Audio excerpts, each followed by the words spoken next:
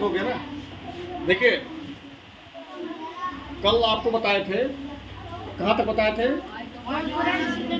Point of intersection, point of intersection बताए थे आपको पार्ट 2 में।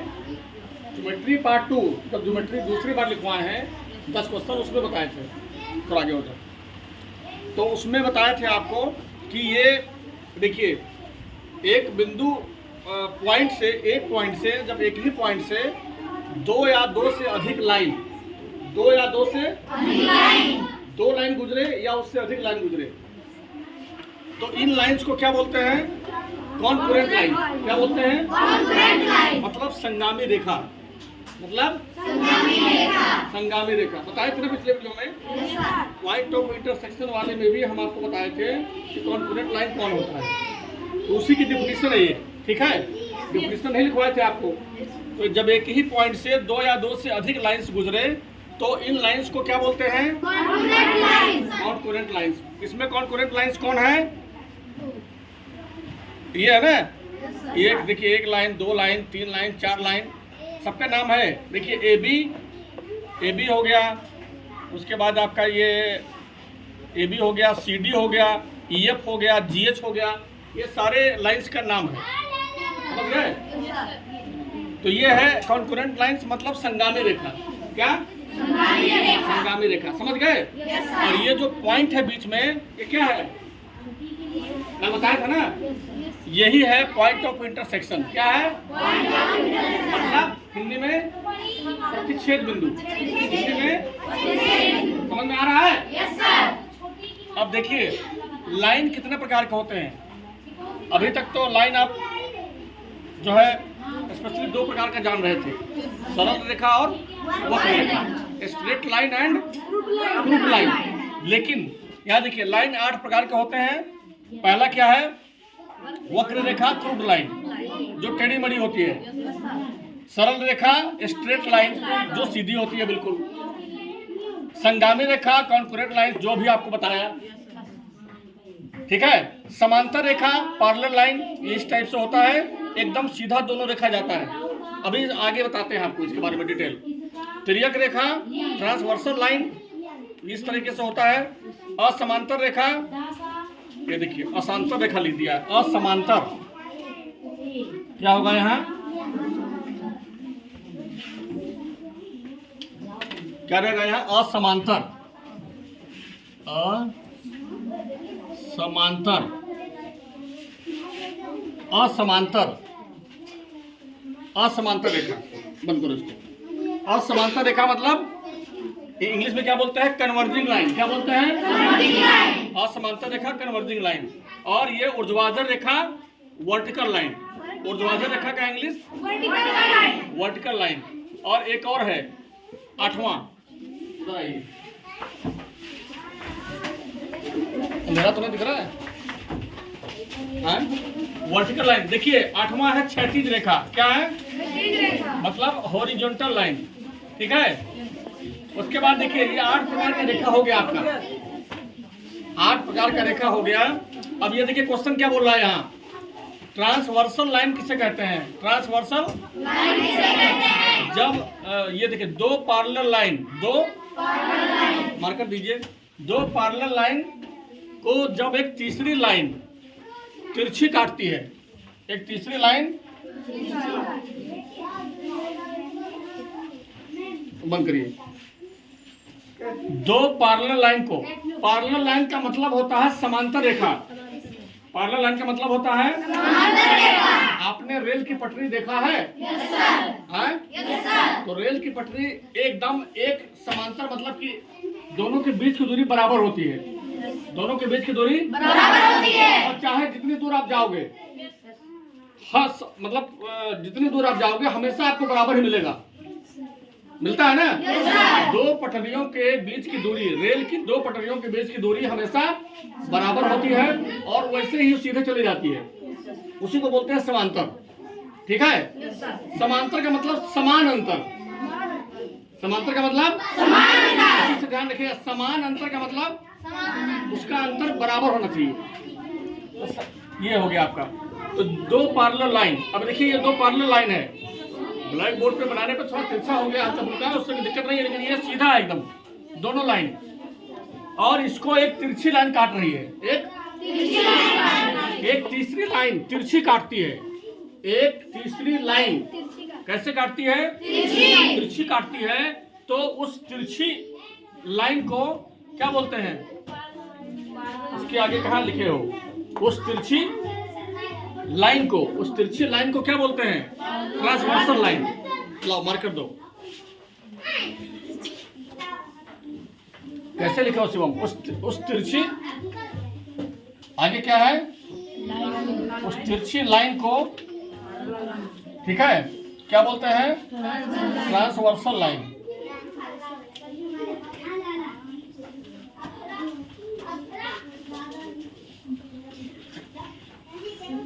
ट्रांसवर्सल लाइन कहते हैं। गणित तो जब दो पैरेलल लाइन को, दो समांतर रेखा को एक लाइन तिरछी काटती है तो उस तिरछी लाइन को क्या बोलते हैं? Transversal line.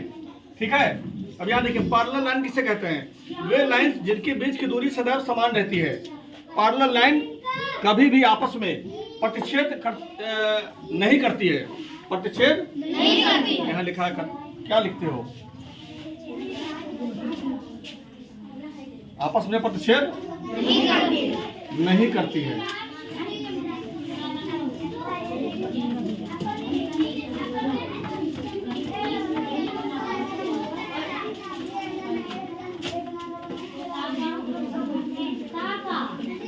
आपस में प्रतिच्छेद नहीं करती है। बताया था ना कि ये दो लाइन जिनके बीच की दूरी हमेशा बराबर रहेगी, वो आपस में प्रतिच्छेद नहीं करती है, मतलब एक दूसरे के ऊपर चढ़ती नहीं है, एक दूसरे को काटती नहीं है। तो ऐसे लाइंस को क्या बोलते हैं? पैरेलल लाइन, समांतर रेखा। ये देखिए, समझ रहे हैं? अब ये कहीं कहीं मिट गया है, कहीं कहीं मिटा हुआ, देख लीजिए इसको। ये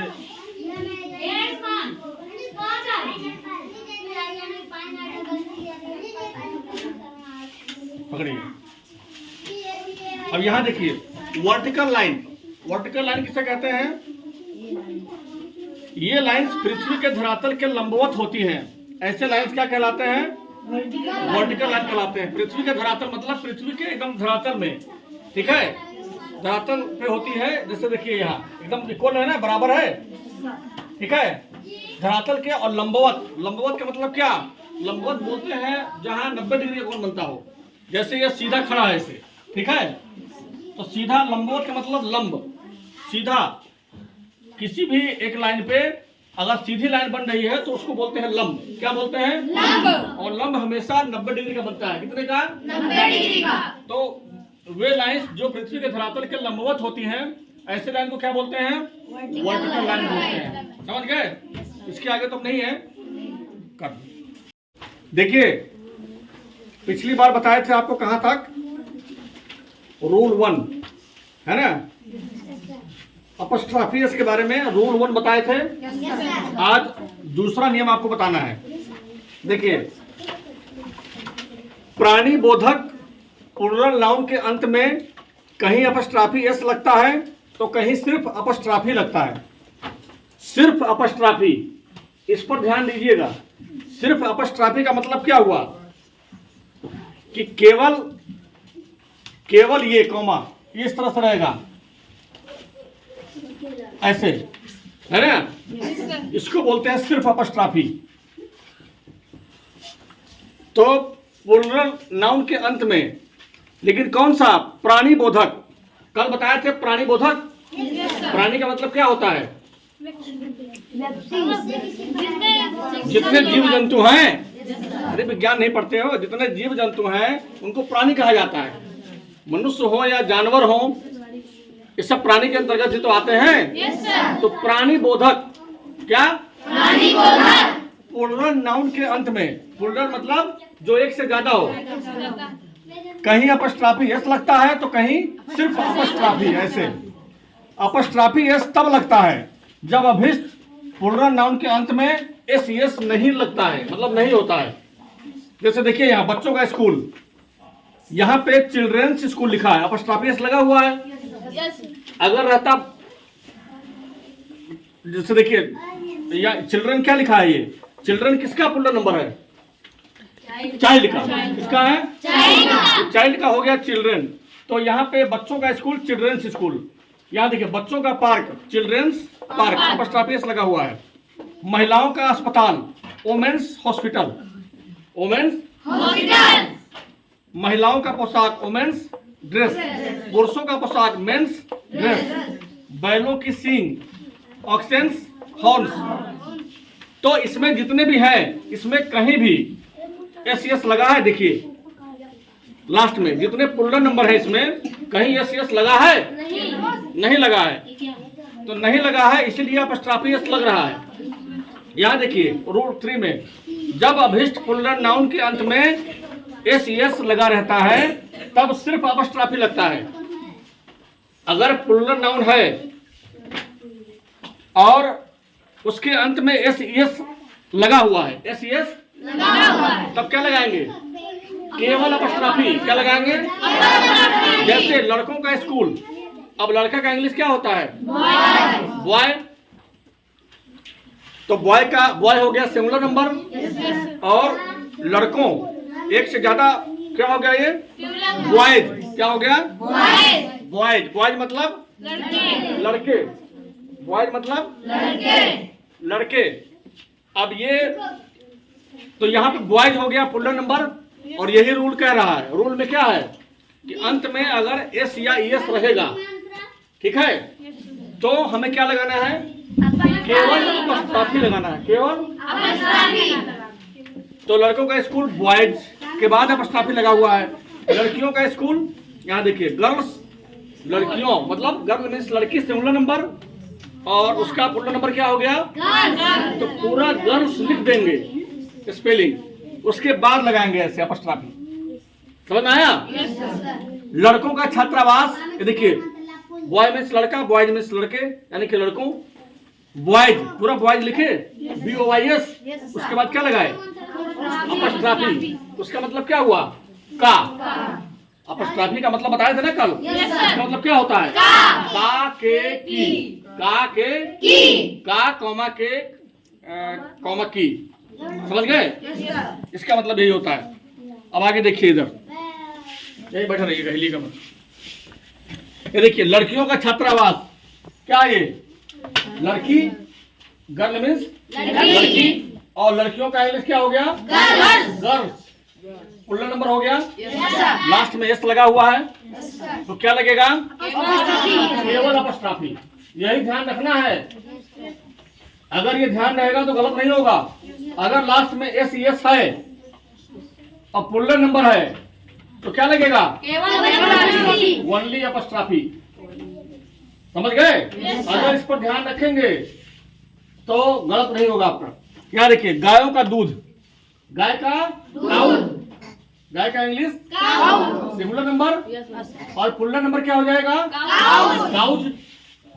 गाय या गायों का दूध, काउज के बाद क्या लगा दिए? Cow's milk. घोड़ों का पूंछ, घोड़ा का घोड़ा हॉर्स सिंगुलर नंबर, और घोड़े का इंग्लिश हॉर्सेज। पूरा हॉर्सेज स्पेलिंग लिख दिए, उसके बाद क्या लगाए? अपॉस्ट्रोफी एस, फिर टेल्स। ठीक है? टेल्स क्यों लिखा है? क्योंकि लिखा है घोड़ों का पूंछ। तो बहुत सारे घोड़े हैं तो बहुत सारा पूंछ भी तो होगा। अब बहुत सारे घोड़े हैं तो एक पूंछ तो होगा नहीं। बहुत सारे घोड़े हैं, बहुत सारा पूंछ होगा, इसीलिए क्या लिखेंगे? टेल्स।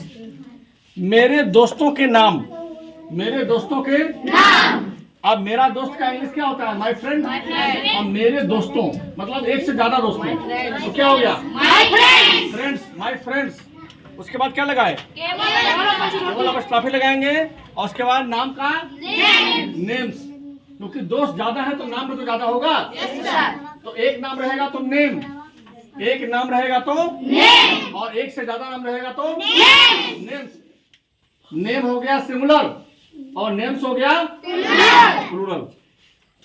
मेरे भाइयों की कलम, माय ब्रदर्स पेन्स। मेरा भाई का माय ब्रदर, और मेरे भाइयों, तो भाइयों मतलब क्या? Plural number. तो क्या हो गया?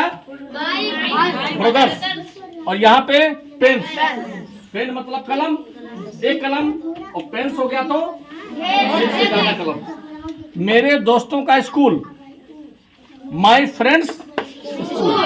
समझ गए? ये आपका अपस्ट्रॉफी का नियम समाप्त हो गया।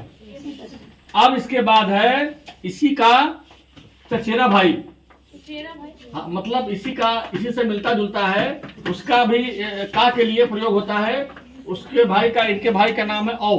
क्या नाम है? OF, औ। उसका भी एक या दो नियम है, इसके बाद उसको लिखवाएंगे। अब अपस्ट्रॉफी जैसा आपका कंप्लीट हुआ। इसके आधार पे ट्रांसलेशन आप कल से लगाएंगे। कल सभी को लगाना है, पूरा याद करके आइएगा और कल सबको लगाना है। समझ गया ना?